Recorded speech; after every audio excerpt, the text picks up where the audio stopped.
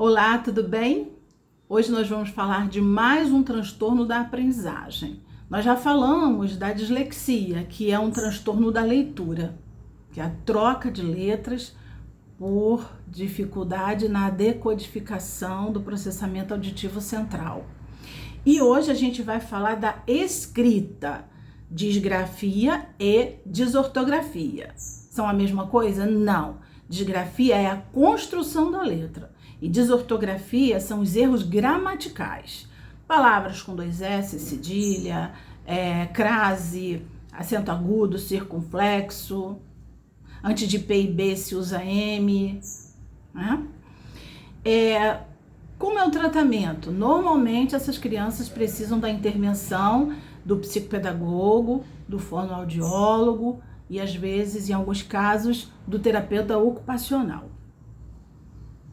Os exercícios, eles são bem variados. Tem os exercícios grafomotores, que trabalham a coordenação motora, que é o domínio das mãos para movimentar o lápis sobre o papel. Então, é um movimento muito complexo, né? A gente que já escreve no piloto automático nem percebe a precisão de um movimento que a gente tem, porque a gente já trabalhou isso lá atrás enquanto criança. Mas as crianças que têm essa dificuldade, para elas é muito complicado essa complexidade de movimentos e de firmeza. Então, a gente precisa trabalhar esse domínio como? Com desenhos pontilhados para a criança passar por cima ligando os números, né, os pontinhos numerados para poder construir o desenho. E também liga pontos, um ponto de cada lado e a criança faz o traçado, ligando um ponto ao outro, ou assim, ou assim. E aí vai da imaginação de todos. O importante é ela ligar um pontinho ao outro, para ela poder aprender essa precisão de movimento e de firmeza. Nós temos também os exercícios psicomotores, que eu já até falei em outros vídeos, que é usar a bolinha, né? A bolinha tem que caber aqui na palma da mão da criança para poder fechar e os dedos ficarem pressionando a bolinha. Todos os dedos. Esse exercício tem que ser feito com as duas mãos. A massinha, né? Nós temos também os pregadores, pode ser pregador de folha, né? E aí você, faz exercício com todos os dedos, para poder você ter essa firmeza e esse domínio. Esse aqui é difícil, esse domínio, sempre com as duas mãos.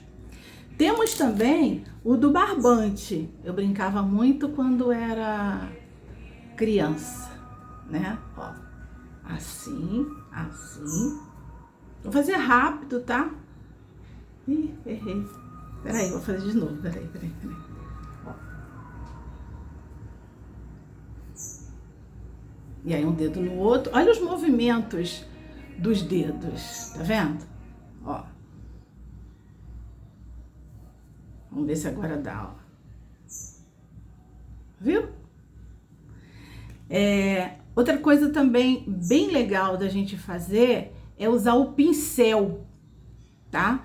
O pincel para construir traços retos. Do mesmo jeito que a gente fez da criança segurando o lápis para ligar um pontinho ao outro, usar isso o pincel no início, quando a criança ainda não consegue segurar o lápis. Então, com o pincel também é um exercício bem legal para construir traços retos de um ponto ao outro. Uma coisa também muito importante é a maneira com que a criança, outro exercício, tá? É a posição dela ao escrever. Tem criança que escreve, né? Assim, deixa eu pegar aqui assim, com o dedinho aqui em cima. O que acontece? Essa musculatura aqui é muito forçada. E a criança começa a escrever, daqui a pouco ela para. Por quê? Porque ela sente dor. Então, se você escreve corretamente e está sempre exercitando dessa maneira, a tendência é você não sentir tantas dores. Sente quando você escreve muito, todos nós, né? Mas isso é normal. Agora, como eu escrever uma frase e já sente dor e já quer parar de escrever, é porque a pegada no lápis não está sendo correta, tá? Outra coisa também bem bacana que a gente pode fazer é usar o adaptador. Tem vários tipos de adaptadores, eu uso lá no consultório, e quando eu vejo que dá certo com a criança, eu deixo com ela para levar para a escola, para usar sempre que vai escrever alguma coisa. Então, o adaptador ele encaixa aqui, a criança enfia o dedinho dentro do adaptador e escreve. Como tem vários adaptadores, dá para a criança escolher o que ela se sente mais confortável para usar. Passar por cima das letras. Outra coisa bem legal para a gente trabalhar a caligrafia é fazer exercícios assim, ó.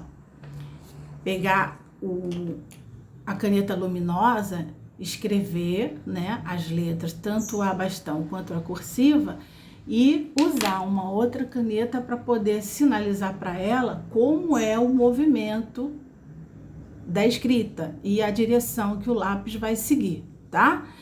E isso trabalha, então, a escrita.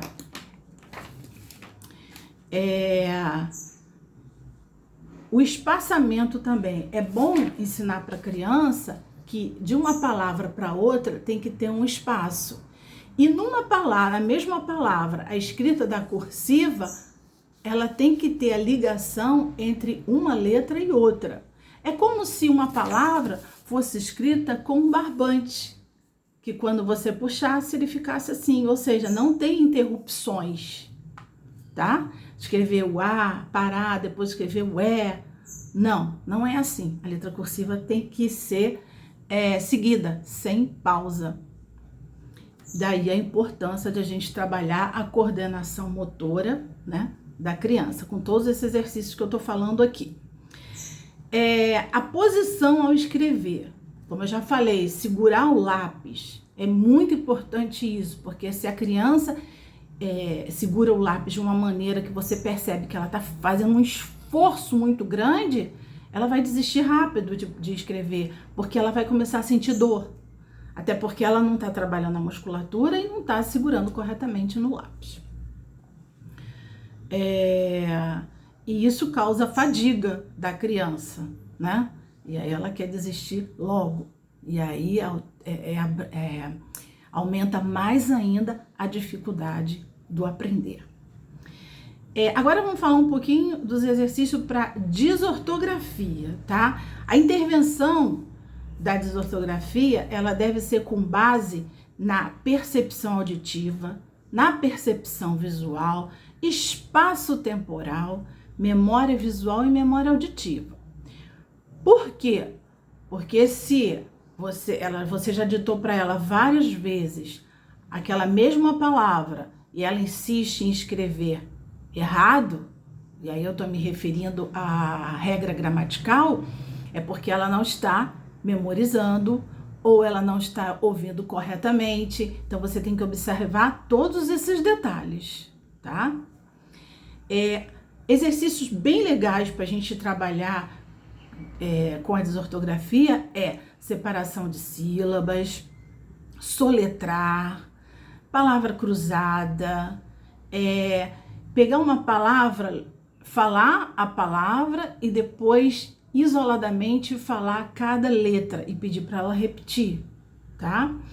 E construir uma frase, fazer do mesmo jeito que você fez com a palavra, fala palavra por palavra, depois letra por letra de cada palavra e depois pedir para que ela analise aquela frase. Quando ela tiver todo esse conhecimento e ela for analisar a frase, ela vai começar a detectar os erros que ela mesma cometeu. E aí a gente entende que nesse momento ela está começando a assimilar as regras gramaticais, ok? Bom, é isso. É lógico que a gente teria muito mais coisas para falar, né? Mas a gente tem que resumir para que a coisa não fique assim tão técnica, né? Porque a ideia aqui dos vídeos é que todos tenham conhecimento e todos tenham informação para quê? Para não excluir a criança, para poder ajudar aos pais, aos profissionais com o tratamento daquela dificuldade, para que aquela dificuldade da criança não se transforme numa bola de neve. Então, por isso, é tão importante a gente ter conhecimento desses transtornos, tá? Todos nós. Às vezes a gente fica com um sobrinho que a mãe precisou fazer alguma coisa, ou um vizinho, e aí você logo, vou dar um desenho, vou dar uma folha e lápis para ele escrever enquanto eu faço as coisas. E aí você observa. Então, nessa observação, fala para os pais, olha, eu observei isso e isso, eu acho que é alguma dificuldade, procura um profissional. Os profissionais corretos, né? Psicopedagogo, fonoaudiólogo, terapeuta ocupacional. Mas antes também conversa com seu pediatra, pode ser que ele peça algum exame. Enfim, por isso que é muito importante que nós tenhamos informação correta para a gente poder ajudar e não criticar, debochar, fazer bullying e essa criança acaba não tendo a ajuda que precisa. Ok? É isso aí. Quem tiver mais alguma sugestão, manda para mim. Agora eu botei aqui os elásticos, esqueci de falar também do exercício do elástico, tá? Então, o elástico é muito bom pra gente fazer exercício com todos os dedos, olha, tá vendo? Ó, muito bom, parece que não, mas ele exercita bastante a musculatura de cada dedo, tá? Ó, abrir e fechar. E os coloridinhos, porque são mais divertidos, chamam mais a atenção das crianças, tá ok? Então, se você gostou do vídeo, curte, manda suas sugestões, se inscreve no canal e dê sua opinião, tá bom? Um abraço, tchau!